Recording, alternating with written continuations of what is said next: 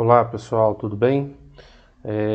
De novo nós aí, né? Agora vamos falar sobre trabalho, energia cinética e energia potencial.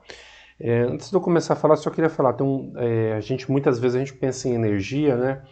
E eu penso assim em grandes físicos, né? A gente só lembra mesmo de Einstein, de Newton, né? Mas tem um grande físico chamado Richard Feynman, que tem um livro dele, né? Ele até brinca assim, né? Ele fala, olha, ninguém sabe o que é energia. O que a gente sabe é que a gente pega alguns números, multiplica eles por outros, e você pega umas outras equações com outros números, acabam chegando sempre no mesmo resultado.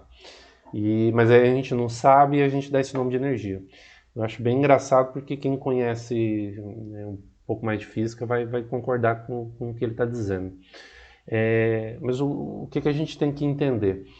Se a gente for pensar em energia, a gente pode pensar do início mesmo. Que a energia ela não se cria, né, ela apenas se transforma. E aqui a gente vai estar vendo três tipos dela, tá bom? Três ações dela. Eu acho que vocês estão ouvindo até minha cachorrinha, ela se animou aqui também. A primeira que a gente vai ver aí é a questão do trabalho. Depois do trabalho a gente tem energia cinética e energia potencial. Em linhas gerais, né, o trabalho é o quê? A gente acabou de ver as leis de Newton. O trabalho é o quê? Quando você aplica uma força sobre um determinado corpo, aquele corpo começa a se movimentar, né? E aí ele está realizando, a gente vai falar quando envolve uma força, um deslocamento, a gente vai falar que ele está realizando um trabalho. Energia cinética já é energia de movimento. Essa palavra cinética quer dizer movimento. E energia potencial é a capacidade que ele tem de estar se movimentando. Eu vou fazer uma pausa no vídeo para mim ver o que minha cachorra está latindo, depois a gente volta. Então, pessoal, minha cachorrinha está latindo porque o pessoal veio aqui pular o muro para roubar, para pegar pipa.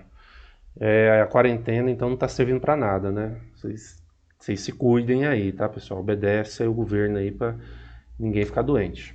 Então, vamos seguir lá, tá bom?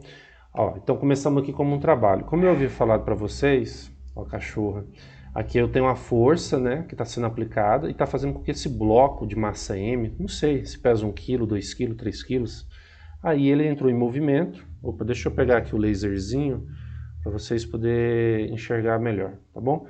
Então ele tem essa massa aqui, não importa se é 1 kg, 2 kg, 100 kg, 1 tonelada, ele vai se movimentar, e aí tem uma força.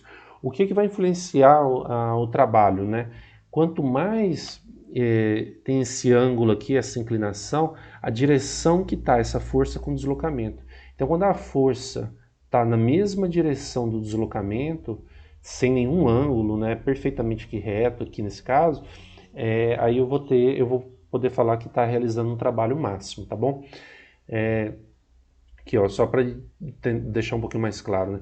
Se essa linha vermelha está junto com essa linha preta aqui, aí eu posso pegar e falar que o trabalho está realizando é máximo.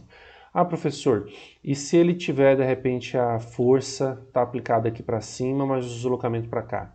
Aí, vou até fazer um desenho aqui para vocês entenderem o que eu estou falando. Bora supor que ela esteja para cá, essa força F vermelha. Se ela esteja completamente aqui em ângulo reto, ângulo de 90 graus, aí eu vou falar o quê? Que não existe trabalho, porque a força tem que estar na mesma direção ali do deslocamento. Mas quando ela está completamente contrária, ou para cima, ou para baixo, aí não. Ah, professor, e se ela estiver contrária, o deslocamento está para a direita e a força está sendo aplicada para a esquerda, né? O que isso significa, então? Vai significar que o trabalho está sendo realizado de uma maneira negativa, tá bom? Porque é como se você falasse assim, eu estou indo para a direita, só que aí você começa a andar para a esquerda, então você está fazendo algo o contrário, né? Então aí nesse sentido a força, o trabalho vai ser negativo, tá bom? Aí, professor, deixa eu colocar aqui o laserzinho de volta para vocês enxergarem melhor. Beleza. Esse W, como que é trabalho em inglês? Trabalho em inglês é work, então esse W, né, quer dizer trabalho. Alguns livros didáticos eles usam uma letra grega chamada tau, que aí parece um T bem desenhado. Só que assim, a maioria dos livros de física e livros de engenharia usa W. Então não faz muito sentido eu pegar e falar para vocês, vamos usar tal aqui. Não, vamos usar logo W, porque vai que alguém vai fazer uma engenharia da vida aí, uma física, uma matemática, já vai se acostumando com o que é usado, tá bom? E aí ela é o quê? Simplesmente uma multiplicação entre a força e a distância, né? Quantos metros ele andou. Esse cosseno de θ é porque eu consigo calcular até pelo ângulo, mas eu não quero chegar a aprofundar nesse tipo, não. Então, como eu não quero me aprofundar, o que geralmente é usado é isso aqui mesmo, ó. É o W, né, igual a F vezes D, tá bom? E aí aqui a gente também está lidando como se fosse o trabalho máximo, tá bom? Aqui eu tenho um exemplo, ó. Um ponto material deslocado 10 metros pela força de 50 N.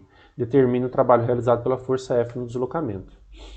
Da aula de OE, o que eu tenho? Eu vou marcar as informações importantes. De amarelinho eu marquei os dados para mim e de verde eu marquei as perguntas, né? A pergunta que ele me fez, que ele me pediu para me calcular então o trabalho. Então vamos lá, quais são os dados? A distância dele é de 10 metros que ele andou, a força aplicada foi de 50 newtons e aí ele me perguntou o trabalho. O work em inglês é trabalho, por isso que eu estou usando a letra W. Aí eu só fiz aqui, ó, força vezes D. Quanto que vale meu F? 50. Então pus aqui 50. Quanto que vale meu D? Vale 10. 50 vezes 10, 500. Então 500 joule. Tá? Essa aqui é a unidade de medida de trabalho, tá? É joule. Beleza? Aqui eu tenho energia cinética. Vamos imaginar o seguinte, é que esse rapazinho que está em cima do skate, ele resolve se movimentar. Então, qual que vai ser o momento que ele vai ter a velocidade máxima na hora que ele se movimentar? Na hora que ele chegar aqui na parte mais baixa da rampa dele, né? Ali ele vai ter a velocidade máxima que ele vai ter. Então, como energia de movimento, então vai ser o movimento máximo. Tem gente que pega e pergunta assim, eu acho que até na outra lista que eu coloquei para vocês, eu fiz essa pergunta, né? Qual que era a velocidade? Uma bola é lançada ao alto e aí ela está na altura máxima. Olha, na altura máxima ela vai estar parada. Então, qual que é a energia cinética de algo parado? Se eu estou querendo calcular a energia de movimento, se algo está parado, significa que não tem movimento. Se não tem movimento, é zero. Então, isso aí facilita muito. Então, a energia cinética vai ser energia de movimento. Como que eu calculo ela? É massa vezes V ao quadrado dividido por 2. Esse M significa massa, a unidade de medida é quilograma, e a velocidade é dada em metros por segundo. Então, se tiver em quilômetros por hora, eu tenho que transformar isso para metros por segundo. A massa, a mesma coisa, tem que dar um jeito de fazer com que fique quilogramas. E a energia cinética também é dada em joule. Aqui a gente tem um exemplo. Qual a energia cinética de um caminhão com 20 toneladas de massa com velocidade de 108 km por hora? Se eu voltar aqui para vocês, ó, eu preciso que esteja em quilômetros por hora e metros por segundo. Só que o exercício ele não me deu nada disso. Ó, da aula de OE, o que eu fiz? A pergunta eu marquei aqui de verde, qual a energia cinética, e de amarelo eu marquei as informações que ele me deu. Então a massa que é 20 toneladas e a velocidade que é 108 km. Na hora que eu vou colocar aqui os dados, ó, 20 toneladas, uma tonelada é 1000 quilos, então 20 toneladas é 20.000 quilos.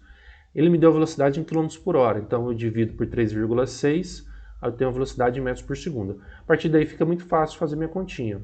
Ó, uso a fórmula da energia cinética, a massa eu já sei que é 20.000, coloquei aqui 20.000. Qual que é a velocidade? 30. Quanto que é 30 ao quadrado? Pego aí minha calculadora e faço. 30 ao quadrado é 900. Quanto que é 900 vezes 20.000? Nossa, nem sei falar esse número aqui não. Acho que é 18 milhões, né? É isso, né? 18 milhões, isso mesmo. Dividido por 2, eu tenho ali então 9 milhões de joule. Então essa aqui é a energia cinética de um caminhão com 20 toneladas. Uma pergunta para vocês, pesquisem aí, quantos joules de energia tem uma bomba de dinamite? Uma banana de dinamite? Ou a Nagasaki, lá Hiroshima Nagasaki, uma bomba nuclear em joules. Vocês vão ficar surpresos, né, que a energia, né, ela acaba sendo medida ali em joule, e aí você tem um comparativo do grau ali de estrago que pode ter. Vamos aqui para a energia potencial. Vamos voltar aqui de novo no bonequinho. Então, como eu falei para vocês, na hora que ele desce aqui a rampa, aqui embaixo ele vai ter o ponto máximo de energia cinética, ele vai estar no movimento máximo dele. Mas e aqui em cima? Aqui em cima ele está parado. Se ele está parado, então ele não tem energia cinética. Mas como eu falei, a energia ela não se cria, ela não se perde, ela é apenas transformada. Então assim, eu não vou criar energia cinética. Então onde que ela está essa energia cinética antes do movimento? Aí eu vou chamar de energia potencial, que é o potencial que ela tem de entrar em movimento, tá bom? Então, aí nesse caso aqui a gente está vendo a energia potencial gravitacional. Então, o que é importante? Ele não entrou em movimento, mas aí eu consigo, a mesma energia cinética, potencial que ele tem aqui, vai ser a mesma energia potencial que ele tem aqui embaixo. Então, é como se fosse uma balança. Se uma hora tem energia cinética máxima, significa que o potencial é mínima, é zero. E se ele está com a energia potencial máxima, a cinética vai ser zero. Então, é uma balança de equilíbrio, né? As duas, já que eu estou falando que elas não se criam, né, elas não se perdem, então eu posso falar que elas estão ali. E elas vão ser dependentes do quê? EP é de energia potencial, M é a massa, quilogramas, gravidade tem que estar em metros por segundo ao quadrado e a altura tem que estar em metros. Então olha só, aqui um exemplo, um corpo material de massa de 40 kg tem energia potencial gravitacional de 800 Joule em relação ao solo. Dado G igual a 10 metros por segundo ao quadrado, calcule que altura se encontra do solo. As informações importantes, eu já coloquei aqui para vocês. A massa 40 kg, a energia potencial gravitacional de 800 Joule e a gravidade que é de 10. E ele pediu para mim calcular a altura. Beleza, separei aqui os dados que ele me deu. E de repente eu acho que eu estou andando um pouquinho rápido, deixa eu só mostrar aqui de novo para vocês. Energia potencial de 800 Joule. Então EP é 800 joules, energia potencial de 800 joules. Qual que é a massa? 40 quilos, coloquei aqui 40 quilos. Qual que é a gravidade? 10 metros por segundo ao quadrado. E aí ele pediu a altura. Professor, por que você não usou a de altura? É porque na matemática, na física, geralmente se usa o H. Vocês lembram quando eu falei que o trabalho em inglês é work e a gente acaba usando W? A mesma coisa com altura. Como que é altura em inglês? Pergunta, joga lá no Google, me fala, professor, qual que é a primeira letra que começa a altura? Então, vem dessa tendência aí, tá bom? Então, vamos lá, vamos calcular agora. Fiz a substituição, essa aqui é a minha fórmula de energia potencial, vale 800, o EP vale 800, a minha massa vale 40 e a gravidade vale 10. 40 vezes 10 é quanto? 400. O 400 está multiplicando o H, então ele vai passar para o outro lado, dividindo. Quanto que é 800 dividido por 400? 2 metros. Então, a altura com que esse objeto está em relação ao solo é uma altura de 2 metros. Então, pessoal, é isso. Dessa vez eu espero, né, não vi ainda o resultado final, mas eu espero que tenha sido mais rápido aqui, a 12 minutos.